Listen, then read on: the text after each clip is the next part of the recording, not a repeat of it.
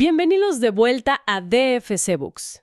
Hola, ¿qué tal? Pues para empezar el programa de hoy, hay un detalle importante. En la sección de comentarios siempre hay espacio para cualquier petición de libros que se quiera analizar en el futuro. Pido a quienes escuchen que dejen sus comentarios con esas peticiones. Claro, es fundamental leer esas sugerencias para armar estas exploraciones basándonos en los temas que generan mayor intriga. Exacto.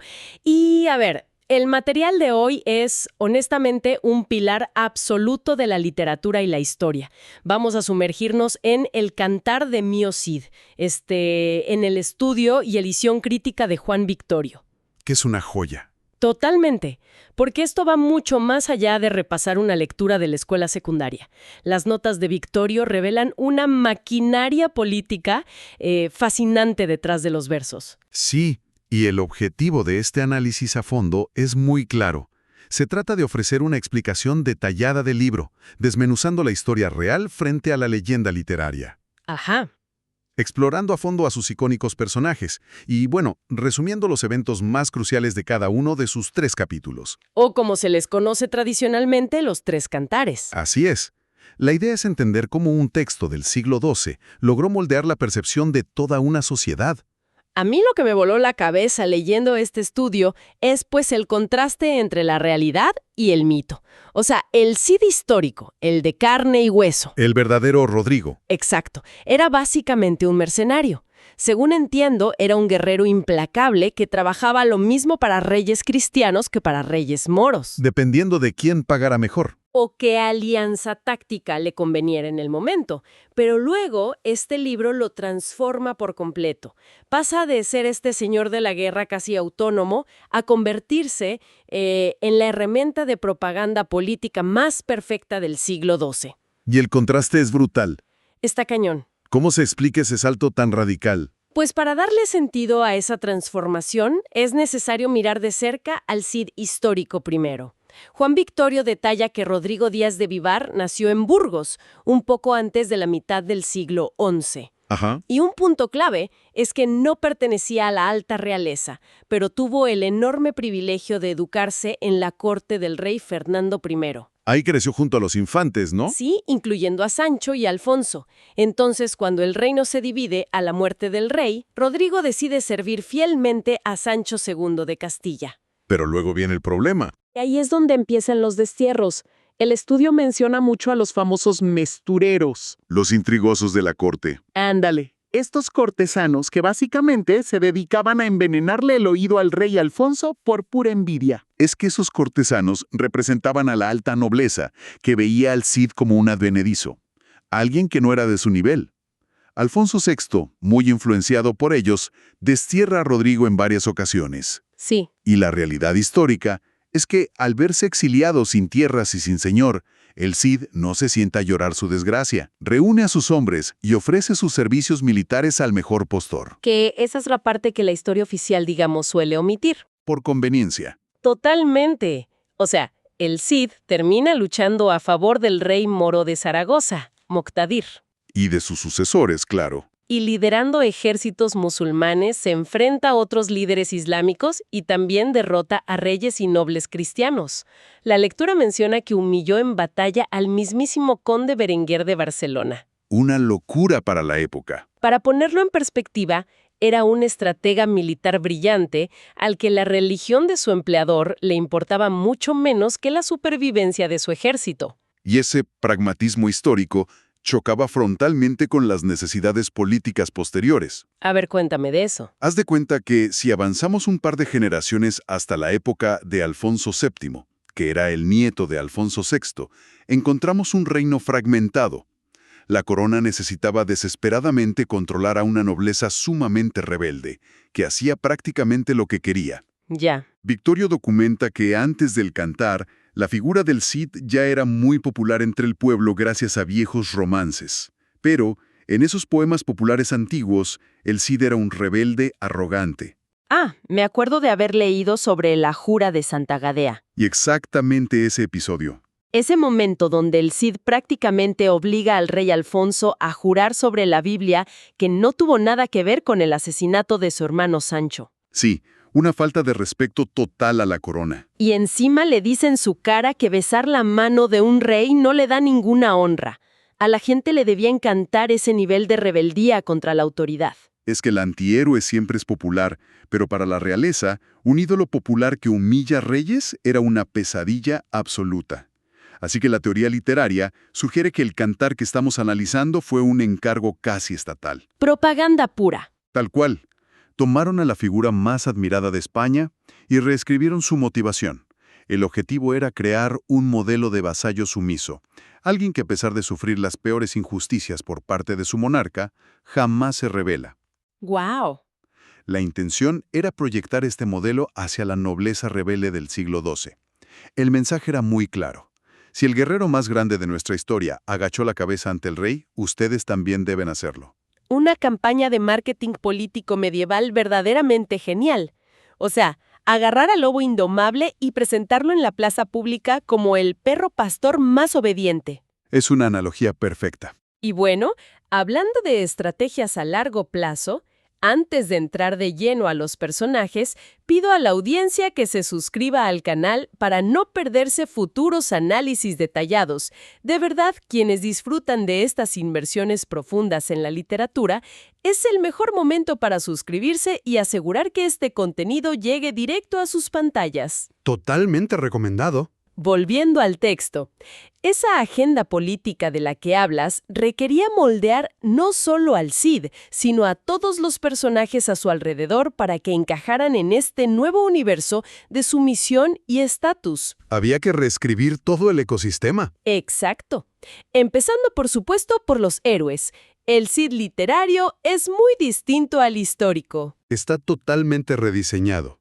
El Cid del poema sigue siendo un guerrero invencible que arrasa en el campo de batalla, pero su motor psicológico cambia. Ya no busca riqueza para sí mismo o supervivencia pura. Su obsesión patológica en la obra, y a diferencia de la vida real, es recuperar el amor y el favor de su rey a través de una obediencia extrema. Cada victoria cuenta para eso. Cada victoria, cada botín masivo que consigue arrebatándole ciudades a los moros, tiene un único propósito final, que es enviar una parte gigantesca al rey Alfonso para demostrarle su lealtad inquebrantable. Y del lado del rey Alfonso VI vemos una evolución muy conveniente para la corona también. Al principio del libro es esta figura de autoridad iracunda, casi injusta, que le quita todo al héroe y lo destierra. Pero el texto es muy cuidadoso de no culparlo directamente a él. Culpa a los malos consejeros, ¿no? Así es. Conforme avanzan las páginas, el rey es apaciguado sistemáticamente por los regalos astronómicos que le envía el Cid. Que si caballos ensillados, oro, espadas, se convierte en esta figura que, si eres lo suficientemente obediente y productivo, poco a poco te perdona y te recompensa. Esa es la lección central de la propaganda. El sistema funciona si obedeces. Y ese sistema afecta directamente a la familia del Cid, que juega un rol crucial en la historia. Doña Jimena encarna el arquetipo perfecto de la esposa devota medieval. Súper abnegada. Mientras el marido hace la guerra, ella se queda en el monasterio de San Pedro de Cardeña, sufriendo en silencio y rezando por él. Y las hijas corren con una suerte similar en términos de, digamos, agencia personal. El estudio de Víctor arroja un dato curiosísimo aquí.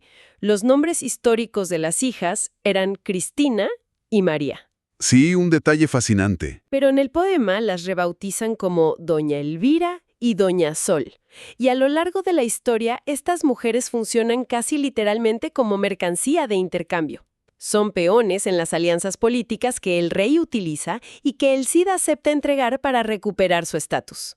Es que el contraste moral de la obra necesita antagonistas que no sean simplemente enemigos en el campo de batalla. Aquí entran los villanos cortesanos, que representan todo lo que el autor del Cantar quería criticar de la alta nobleza rebelde. Los infantes de Carrión. Exacto, don Diego y don Fernando. Victorio los describe con un desdén analítico brillante. No son guerreros, son aristócratas de cuna que creen merecer el mundo por su linaje, pero en realidad son cortesanos, cobardes, codiciosos y malvados. Son de esos personajes diseñados para que quien lee los deteste visceralmente. Representan esa nobleza de sangre que no aporta nada al reino. Muy a diferencia del Cid, que representa una especie de meritocracia medieval, alguien de menor rango que se gana su estatus a punta de esfuerzo. Y detrás de los infantes está García Ordóñez. El gran enemigo en la corte. El archienemigo. Es un envidioso que constantemente intriga contra el Cid porque simplemente no soporta su éxito. Es la materialización de esos mestureros que mencionabas. Pero la genialidad del texto es que equilibra a estos villanos de la corte con los fieles vasallos del Cid. La famosa mesnada. Así es. Hice un recuento y el más importante es Minaya Álvar Fáñez, que históricamente entiendo fue un general de inmenso poder que operaba de manera bastante independiente. Sí, tenía su propia agenda histórica. Pero el poema lo adapta y lo subordina al Cid, convirtiéndolo en su mano derecha militar y casi en el embajador diplomático perfecto ante el rey. Y el resto del equipo de soporte es interesantísimo también. Tienen a Pero Bermoaz. El abanderado maliente. Exacto. Un tipo de pocas palabras, medio tartamudo según el texto, pero que no duda en pelear. En cuanto ve una línea enemiga, es el primero en clavar espuelas y romper la formación. Luego está Martín Antolínez. El fiel burgalés. Sí, que funciona casi como el contador o el genio logístico del grupo. Y el que me parece fascinante es el obispo Jerónimo. Es un clérigo francés, pero muy pintoresco y lejano a la imagen pacífica que uno tendría de un obispo. Sí, el tipo ama luchar cuerpo a cuerpo contra los moros. Ruega que le dejen dar los primeros golpes con la lanza. Incorporarlo es una adición muy calculada para ilustrar esa mentalidad de cruzada. Se fusiona el deber religioso con el éxito militar. Ahora, teniendo claro quién es quién, vale la pena adentrarse en la explicación de los capítulos, o los 3 cantares. El cantar primero, que es el destierro, arranca con una imagen desoladora. Es una escena muy fuerte. El anfitrión, el narrador, cuenta con mucha emoción cómo el Cid sale de su casa en Vivar llorando amargamente.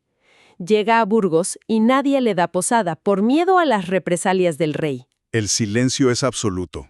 Hasta que una valiente niña de 9 años se asoma y le explica la situación, pidiéndole que siga su camino. Genera una empatía inmediata hacia este guerrero gigantesco. Pero el evento más importante y crucial de este primer capítulo no es una batalla, es la supervivencia táctica del Cid. El problema del flujo de caja. Exactamente. El engaño económico a los prestamistas judíos Rachel y Vidas. Martín Antolínez y el Cid llenan unas arcas pesadas con pura arena, haciéndolas pasar por oro para conseguir un préstamo y financiar a su ejército. Un fraude financiero en toda regla para sobrevivir. Así es. Y gracias a eso logra su primera gran victoria militar en Alcocer contra los reyes moros Faris y Galve. Esto es vital porque le permite enviar su primer botín, que son unos caballos, al rey Alfonso para iniciar su reconciliación. Y de ahí pasamos al cantar segundo, las bodas. Este capítulo describe el pico militar de Lewe. El Cid conquista la ciudad de Valencia tras un largo asedio. 20 meses de asedio. Se enriquece enormemente y derrota al rey Yusef de Marruecos. Su familia por fin viaja a reunirse con él. Es el éxito absoluto. Pero el evento más importante de esta segunda parte es diplomático. Son las vistas de Toledo, o del Tajo. El evento cumbre. Es el momento donde el rey Alfonso perdona públicamente al Cid, y como símbolo de este favor real, el rey casa a las hijas del Cid, Elvira y Sol, con los nobles infantes de Carrión. Claro, y las bodas se celebran con gran lujo en Valencia. Parece el final feliz perfecto, pero toda esta estructura colapsa en el cantar tercero, la afrenta de Corpes. Aquí viene la tragedia. Y arranca con una escena casi cómica, pero reveladora. Un león se escapa en el palacio de Valencia. Mientras el Cid lo domina fácilmente, los infantes de Carrión se esconden aterrorizados. Quedan en ridículo. Humillados por las burlas de los hombres del Cid, los infantes planean su venganza. Y el evento más importante de este último cantar detalla precisamente esa tragedia y la restitución del honor. Los infantes se llevan a las hijas del Cid, las golpean brutalmente y las dejan desnudas y atadas en el robledal de Corpes. Es oscurísimo. Pero el evento culminante no es una guerra civil en respuesta, es un juicio legal. El Cid convoca a las cortes en Toledo. Exige justicia por la vía legal. Así es. Allí exige recuperar sus espadas Colada y Tizón, recupera su dinero y sus hombres vencen a los infantes en duelos a muerte, el famoso Riepto. El libro cierra con el triunfo total del Cid, cuyas hijas vuelven a casarse, esta vez con los príncipes herederos de Navarra y Aragón. O sea, un triunfo absoluto sobre la nobleza corrupta. Sí. En conclusión, El Cantar de Mio Cid es una obra maestra que mezcla el periodismo en verso con la propaganda estatal. Ajá. Convierte a un señor de la guerra del siglo XI en el vasallo perfecto y en un ideal de justicia que legitima la autoridad del rey. Es fascinante ver cómo se construye un mito. Gracias a todos por sintonizar DFC Books. Ha sido un recorrido verdaderamente revelador. Y antes de despedirnos, dejo a la audiencia con una última reflexión para que la analicen por su cuenta. Si El Cantar de Mio Cid fue esencialmente un relato cuidadosamente diseñado por el poder del siglo XII para moldear el comportamiento de una nobleza rebelde e instaurar la obediencia ciega, Sí. ¿cuántos de los héroes históricos que idolatramos hoy en día en nuestros libros de texto y medios de comunicación son en realidad ficciones literarias creadas por el Estado moderno para decirnos cómo debemos comportarnos?